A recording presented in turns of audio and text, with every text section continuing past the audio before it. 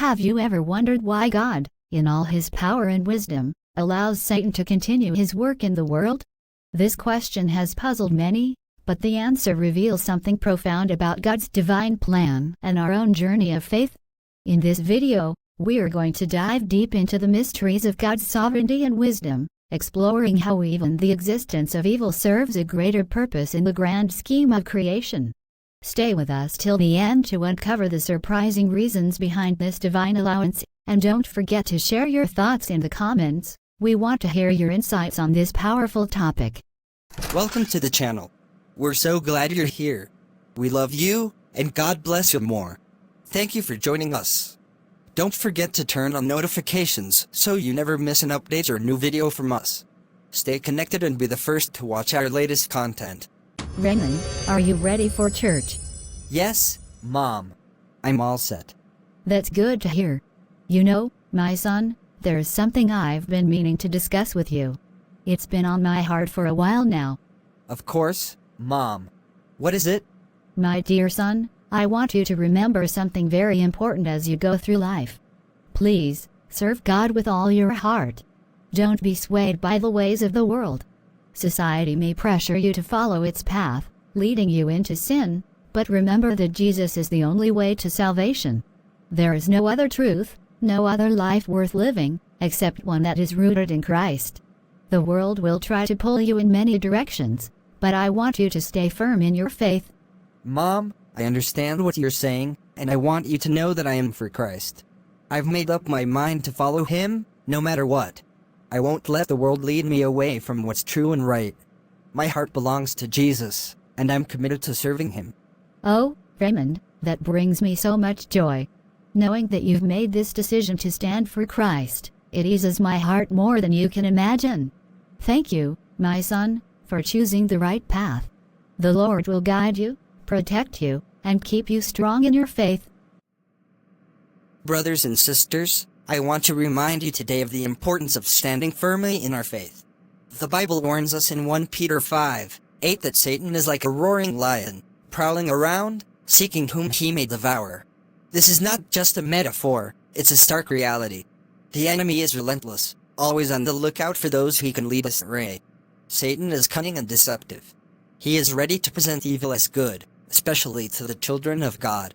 He knows that if he can confuse us, if he can make us doubt or stray from the truth, he can lead us down a path of destruction. That's why it's so crucial for each of us to serve the Lord with all our heart and to truly know Christ, not just know of him, but have a deep, personal relationship with him. The devil is a destructive agent, intent on ruining lives, stealing joy, and separating us from God. But we are not helpless. We have the power of Christ within us.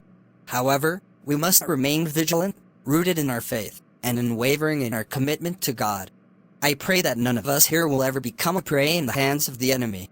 May the Lord strengthen each of us, guide us, and keep us safe under his mighty protection.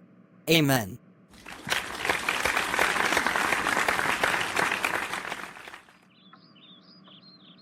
You've been unsettling ever since we got back from church. Is something bothering you? What's on your mind, my dear? Mom, I've just been thinking a lot about what Pastor Jeff said today. It's really weighing on me. What exactly did Pastor Jeff say that has you so deep in thought? He talked about how the Bible refers to Satan as a roaring lion, seeking whom he may devour. It really struck me, Mom. I mean, we know that God is all-powerful, that there is no authority above him. But then I started wondering, why hasn't God just destroyed this destructive agent that causes so much turmoil and robs Christians of their peace? Why does Satan even get the chance to roam around, causing harm? That's a very good question. You know, Satan has been deceiving the people of God since the very beginning, from the time of Adam and Eve. He's been at work for so long, leading people astray, creating chaos, and trying to pull us away from God. But Mom, if Satan has been such a destructive force for so long, why has God left him to keep doing these things? Why hasn't he just put an end to it? That's a question that doesn't have a simple answer, at least not one I can give you. The ways of God are higher than our ways, and there are mysteries in his plan that we can't always understand. But honestly, I think it would be best if you talk to Pastor Jeff about this. He's studied the scriptures deeply, and I believe he could provide you with a clearer understanding.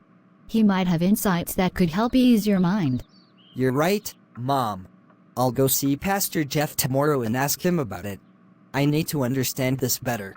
That sounds like a good plan, Raymond. Don't carry this burden alone. Seek answers, and remember that it's okay to have questions. God is not afraid of our doubts or our inquiries. He's always ready to guide us towards the truth. Raymond, it's good to see you. Your mom mentioned that you had some questions after our service yesterday, ones she felt she couldn't fully answer. I'm glad you decided to come by. Thank you, Pastor. Yes, I've been thinking a lot about what you said, and it led me to a question that's been bothering me. If God is all-powerful, why hasn't he killed Satan? Why does he let him continue causing so much pain and suffering, especially to Christians? That's a profound question, and one that many people have wrestled with. The truth is, God won't kill Satan, not yet, anyway. Let me explain why. 1. Satan's role in God's plan. Satan's role in God's plan is a deeply intricate and thought-provoking topic that has puzzled believers for centuries. To truly grasp why God allows Satan to continue existing, we need to delve into the profound truths about free will, the nature of good and evil, and God's ultimate purpose for humanity. Satan, originally known as Lucifer, was created by God as one of the highest-ranking angels, endowed with incredible beauty, wisdom, and power. However, like all of God's creations, Lucifer was given free will, the ability to choose between good and evil. This gift of free will is essential because it is what makes love, obedience, and worship genuine. Without the freedom to choose, love and obedience would be meaningless, mere automatic responses rather than heartfelt decisions. Lucifer, in his pride, chose to rebel against God, desiring to exalt himself above the Creator. This rebellion marked his transformation into Satan, the adversary. God, in his sovereignty, could have immediately annihilated Satan, wiping him from existence. However, God chose not to do so. Instead, he allowed Satan to continue existing and operating in the world. Why would an all-powerful God permit the presence of such a malevolent force? The answer lies in understanding that Satan's existence serves a significant role in God's overarching plan for humanity. Satan acts as a catalyst that tests the faith, character, and resolve of believers. Just as gold is refined in the fire, so too are believers refined through trials and temptations. When we face challenges, temptations, and adversities, it forces us to make choices that reveal the true nature of our hearts and our level of commitment to God. These experiences strengthen our faith, deepen our reliance on God, and ultimately mold us into the people God wants us to become. Moreover, Satan's ongoing existence highlights the stark contrast between good and evil. In a world where evil is real and palpable, the goodness of God shines all the brighter. The presence of evil forces us to confront the reality of moral choices and the consequences of sin. It is within this framework that the beauty of God's grace and the necessity of salvation through Jesus Christ become evident. Without the existence of evil, we might never fully appreciate the magnitude of God's love, mercy, and the redemption offered through His Son. Satan's role also underscores the reality of spiritual warfare. The Bible teaches that our struggle is not against flesh and blood, but against the spiritual forces of evil in the heavenly realms, Ephesians 6:12. This ongoing battle serves as a reminder that the Christian life is not passive but active, requiring vigilance, prayer, and reliance on the power of the Holy Spirit. Through this spiritual warfare, believers learn to stand firm in their faith, wield the armor of God, and experience victory through Christ. Yet, it is crucial to remember that Satan's power is limited. He operates within the boundaries set by God and can do nothing without divine permission. This limitation assures us that while Satan may have a role in testing and opposing us, he is not sovereign, God is. And ultimately, the Bible promises that Satan's defeat is certain. The final judgment will see him cast into the lake of fire, where he will be destroyed forever. Revelation 20:10. 2. The purpose of free will. The concept of free will is one of the most profound and essential aspects of God's creation. To understand why God values free will so deeply, we must explore its implications for human relationships with Him and the nature of our spiritual journey. Free will is the gift from God that allows individuals to make their own choices. It is a divine endorsement of human autonomy, meaning that each person has the ability to choose their actions and beliefs rather than being forced or predetermined. This gift is foundational to the relationship between God and humanity, because it is through our choices that we express our love, faith, and obedience.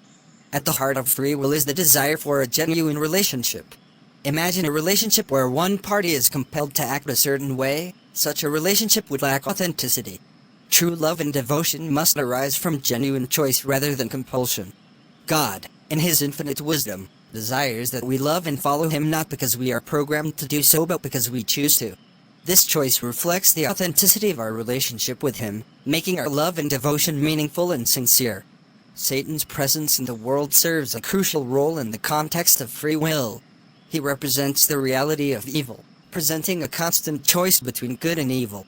Without the existence of evil, the concept of choice would be abstract rather than tangible. If we were only ever presented with good options, choosing good would be inevitable and, therefore, meaningless.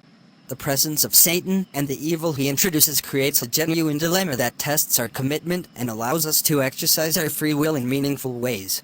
In a world without the possibility of evil, our choices would be limited to one path, that of good. However, the existence of evil introduces a contrast, providing a real opportunity to choose between right and wrong. This stark contrast makes the act of choosing good more significant and our moral decisions more impactful. By allowing evil to exist, God ensures that our choices have weight and consequence, thereby reinforcing the value of our decisions in our relationship with Him. Furthermore, free will allows for personal growth and spiritual development. The journey of choosing to follow God in the face of temptation and adversity is a transformative process. It is through these choices that we develop virtues such as faith, perseverance, and resilience. Our ability to choose, even in the midst of difficulty, cultivates a deeper relationship with God and a more profound understanding of His grace and love. The existence of free will also upholds the integrity of moral responsibility. If our actions were predetermined or coerced, there would be no basis for accountability or moral growth. Free will ensures that we are responsible for our choices and their consequences. This responsibility is a crucial aspect of our spiritual journey, allowing us to seek forgiveness, grow in faith, and strive to live according to God's will. In essence, free will is not merely a philosophical concept, but a fundamental aspect of what it means to be a human. It allows for genuine love and devotion, meaningful choices, personal growth, and moral responsibility. By allowing the presence of evil, God provides a real context for exercising this gift, making our relationship with Him more authentic and our spiritual journey more profound. Free will, therefore, is not just a gift but a critical element of our relationship with God, reflecting His desire for a genuine and meaningful connection with each of us. Wow. 3. Refining and strengthening faith. The concept of refining and strengthening faith through trials and temptations is central to understanding the spiritual growth process for believers. This process is vividly illustrated in James 1:2-4, where James instructs Christians to consider it pure joy whenever you face trials of many kinds, because you know that the testing of your faith produces perseverance. To fully appreciate this teaching, it's essential to explore how trials function in our spiritual journey and why they are integral to our development. Life is replete with trials and temptations, many of which are instigated by Satan as he seeks to undermine our faith. These challenges can take many forms: personal hardships, financial difficulties, health issues, relationship conflicts, and moral temptations. While these trials often feel burdensome and overwhelming, they serve a critical purpose in the life of a believer. They act as a crucible, a place where faith is tested and refined, much like precious metals are purified through intense heat. James' exhortation to consider trials as pure joy might seem counterintuitive, but it reflects a deeper understanding of their role in spiritual growth. Trials are not random or purposeless. Rather, they are deliberately allowed by God to test and strengthen our faith. This testing is akin to the process of refining gold. Just as gold must be heated to remove impurities and reveal its pure form, our faith is tested to strip away doubts, fears, and weaknesses, leaving a more resilient and refined belief. One of the primary outcomes of these trials is the production of perseverance. Perseverance is the steadfastness and determination to continue in faith despite challenges and difficulties.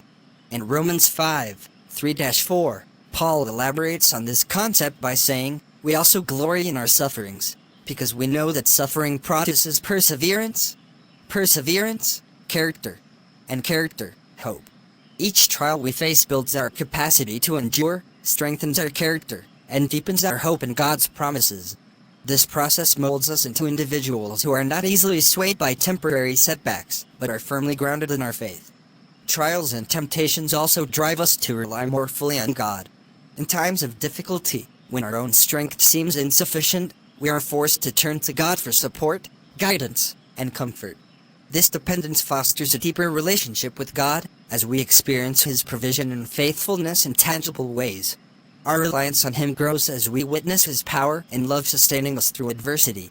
This trust and dependence are crucial for spiritual maturity and are cultivated through the experiences of overcoming trials. Ultimately, the refining process results in spiritual maturity. As we navigate through trials, our faith is tested, purified, and strengthened. We become more aware of our spiritual shortcomings and more attuned to God's work in our lives. This maturity is characterized by a greater understanding of God's character, a deeper appreciation of His grace, and a more steadfast commitment to His will. Mature believers are those who have learned to find joy in trials, persevere through difficulties, and trust in God's plan, regardless of their circumstances. Are you following? Yes.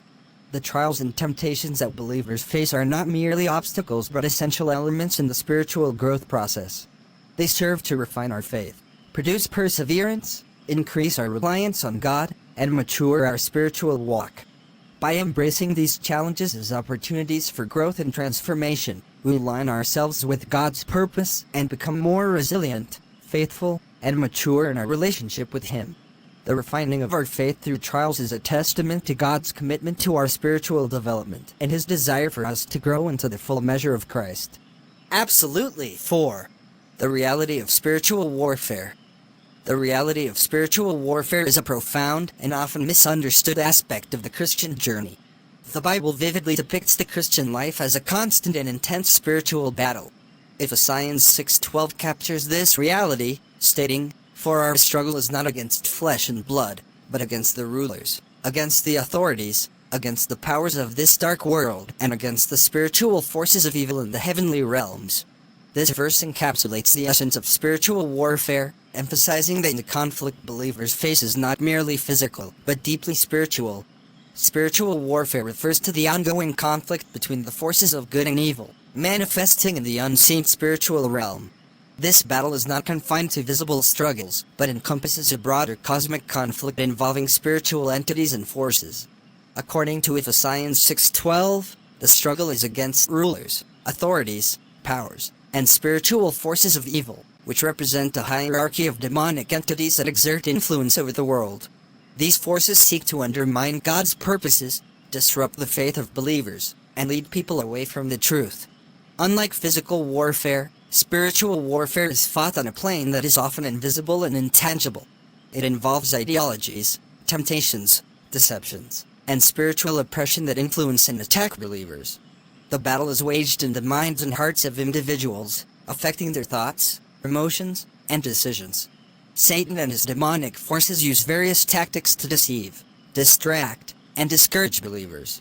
These include promoting false teachings, sowing seeds of doubt, instigating conflict, and exploiting personal weaknesses. Given the pervasive and subtle nature of spiritual warfare, vigilance is essential. Believers are called to be alert to the schemes of the enemy and aware of the spiritual dynamics at play in their lives.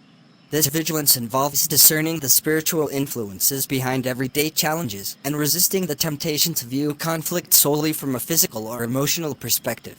Understanding that spiritual forces are at work helps believers maintain a perspective that aligns with biblical truth and encourages proactive spiritual engagement. Ultimately, spiritual warfare underscores the necessity of relying on God's power. While believers are called to actively engage in the battle, their strength comes from God. Ephesians 6:10 encourages believers to be strong in the Lord and in His mighty power. It is God who provides the strength, wisdom, and discernment needed to navigate and overcome spiritual challenges. Through prayer, dependence on the Holy Spirit, and a deep connection with God, believers can face the realities of spiritual warfare with confidence and resilience. 5. God's sovereignty and wisdom. The concepts of God's sovereignty and wisdom are central to understanding the divine orchestration of the universe and the unfolding of his plan, including the allowance of Satan's work. Isaiah 55, 8-9 profoundly captures this aspect of God's nature, stating, "For my thoughts are not your thoughts, neither are your ways my ways, declares the Lord. As the heavens are higher than the earth, so are my ways higher than your ways and my thoughts than your thoughts." This passage emphasizes that God's understanding and purpose extend far beyond human comprehension, offering profound insight into why certain things occur in the world, even when they challenge our understanding. God's sovereignty refers to his supreme authority and control over all creation. As the creator and sustainer of the universe, God holds absolute power and dominion over every aspect of existence. This means that nothing happens outside of his will or knowledge. Even when events seem chaotic or contrary to our desires, God's sovereign rule ensures that everything is working according to his ultimate plan. His sovereignty is not just about control, but also about purpose. Everything he allows or decrees serves a greater, divine purpose that aligns with his will. God's wisdom is the perfect application of his knowledge and understanding. Unlike human wisdom, which can be limited and flawed, God's wisdom is infinite and flawless. He sees the end from the beginning and understands the intricacies of all things, including the complex interplay of good and evil. God's wisdom guides his decisions and actions in a way that ensures the fulfillment of his divine plan. This wisdom is often beyond human grasp, leading to outcomes that may seem perplexing or unjust from our perspective, but are perfectly aligned with God's eternal purpose. One of the most challenging aspects of God's sovereignty and wisdom is understanding why he allows Satan to continue his work. While God has the power to eliminate evil, he chooses not to do so immediately. This decision is rooted in his higher ways and thoughts, which are designed to serve multiple purposes. Testing and strengthening faith. God allows Satan's work to test and strengthen the faith of believers. Trials and temptations, often instigated by Satan, serve to refine faith, produce perseverance, and deepen reliance on God. This process is essential for spiritual growth and maturity, leading believers to a more profound and resilient relationship with God. Demonstrating the reality of free will, the existence of Satan and his influence provides a genuine choice between good and evil. Free will is a fundamental aspect of human nature, and its existence would be meaningless without the presence of real options. By allowing evil to exist, God ensures that choices are genuine and that love and obedience to him are truly voluntary. Revealing God's justice and grace, the allowance of evil highlights the stark contrast between good and evil, showcasing the beauty of God's justice and the depth of his grace. The eventual triumph of good over evil, and the final judgment of Satan, will reveal God's righteous judgment and the fullness of his redemptive plan. Given the vastness of God's sovereignty and wisdom, it is natural to struggle with understanding why certain things happen. However, trust in God's plan is essential. The acknowledgement that God's ways are higher than ours allows believers to embrace faith despite uncertainty. Trusting in God's plan involves recognizing that his decisions are rooted in perfect wisdom and love, even when they are beyond human comprehension. 6. The Final Judgment. The concept of the final judgment is a profound and pivotal aspect of Christian eschatology, marking the culmination of God's plan for the universe. While Satan is allowed to operate within certain bounds for now, the Bible assures believers that his reign is temporary and his ultimate fate is sealed. Revelation 20:10 provides a vivid depiction of this final judgment, and the devil, who deceived them, was thrown into the lake of burning sulfur, where the beast and the false prophet had been thrown. They will be tormented day and night forever and ever. This verse encapsulates the future reality where Satan's power will be irrevocably broken, and his influence will come to an end. Satan's current operation in the world, characterized by deception, temptation, and opposition to God's work, is allowed for a season. This period serves various purposes within God's overarching plan, including testing the faith of believers, demonstrating the reality of spiritual warfare, and showcasing the power of God's grace and redemption. Despite the significant challenges and suffering caused by Satan, this phase is not the end of the story. The Bible makes it clear that Satan's time is limited and that his eventual defeat is assured. While the final judgment is certain, it occurs at a specific, appointed time. This timing is integral to God's plan, ensuring that all his purposes are fulfilled before the final reckoning. The delay in Satan's ultimate punishment allows for the full expression of God's mercy and grace, providing time for repentance and redemption. It also serves to fulfill prophetic promises and complete the unfolding of God's plan for humanity and creation. Understanding the final judgment has profound implications for believers. It assures them that, despite the present reality of evil and suffering, God's justice will ultimately prevail. It provides hope and encouragement, knowing that every act of righteousness will be vindicated, and every injustice will be rectified. The certainty of Satan's defeat strengthens believers' resolve to remain faithful and steadfast in their spiritual journey. Believers are called to live in light of this future reality, maintaining vigilance and faithfulness. The promise of the final judgment motivates Christians to live in accordance with God's will, knowing that their efforts to live righteously and uphold truth are not in vain. It encourages them to persevere through trials, confident that their suffering is temporary and that they are part of a grand, redemptive narrative culminating in ultimate victory over evil. I think I'm beginning to understand, Pastor. So, God allows Satan to continue because it's part of a bigger plan, one that tests and strengthens our faith. It's not that God can't destroy him, but rather that there's a purpose in allowing him to exist for now. Exactly, Raymond. You've got it. It's all part of God's sovereign plan, which is far beyond our full comprehension. But we can trust that his plan is good and that in the end, all things will work together for the good of those who love him. Thank you, Pastor Jeff. This really helps put things into perspective for me. I appreciate you taking the time to explain it. You're very welcome, Raymond. Never hesitate to ask questions or seek understanding. Remember, God is always with you, guiding you through every challenge. Stay strong in your faith, and keep trusting in his wisdom. Thanks for watching. Don't forget to like, share, and subscribe.